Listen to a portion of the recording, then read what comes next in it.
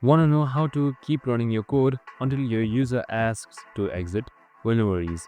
In this video, I'm going to show you an easy step-by-step guide on how you can easily do it so that your code runs without exit until the user says so. So let's get right into it.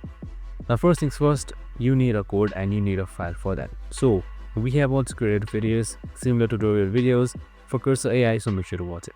So now once everything is done, you should be under this interface right here. And now once you're under this interface, here I have this code written right here, so you can just simply select Ctrl+A to select the entire code.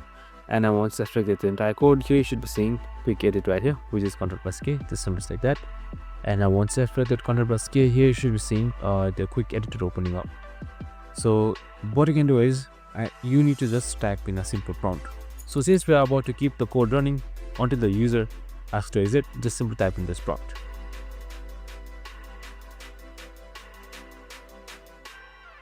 So once that is done, your code should be modified in a while and it should generate you this right here. So you can just simply like keep if you want to keep, and if you want to undo, just simply like undo, and you should be good to go. And that's it, super simple and easy.